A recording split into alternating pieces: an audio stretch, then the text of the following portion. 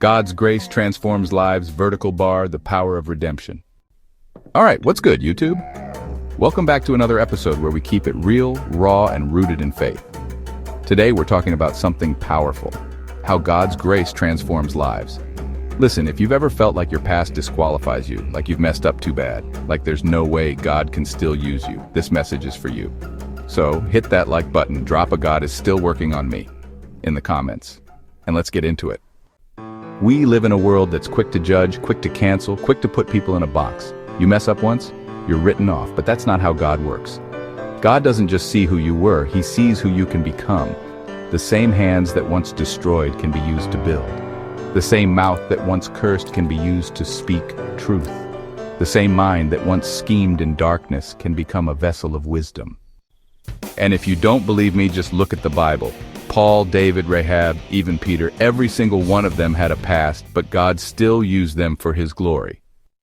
God can take a thug and make him a theologian, a prostitute and turn her into a prayer warrior, a murderer and make him a kingdom builder, a deceiver and make him a deliverer. See, God doesn't need you to be perfect, He needs you to be willing.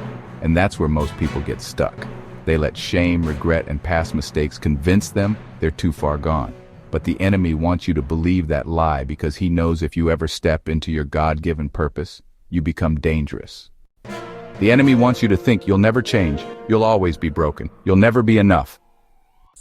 But God says, "I make all things new. My grace is sufficient for you. Whom the Son sets free is free indeed." If God could pull you out of the fire, if He could rewrite your story, if He could redeem your past, why do we act like He can't do the same for someone else? We're quick to judge, quick to distance ourselves, quick to say, "They'll never change." But who benefits from that? Not them, and definitely not the kingdom of God. So before you judge somebody by their past, before you write them off because of what they used to be, remember this: every redeemed soul was once a mess. Every transformed life had a before and after. And the same God who saved you, who pulled you from the fire, who gave you another chance, is still at work today. So hold space for grace. Hold space for redemption, because no life is ever beyond the reach of God's power. Not yours, not theirs. If this message hit home for you, drop a "God's not done with me" in the comments.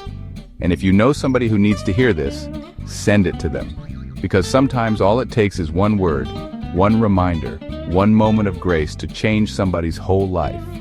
Make sure you're subscribed, hit that bell notification, and I'll see you in the next one. Stay encouraged, stay faithful, and remember, God ain't finished yet.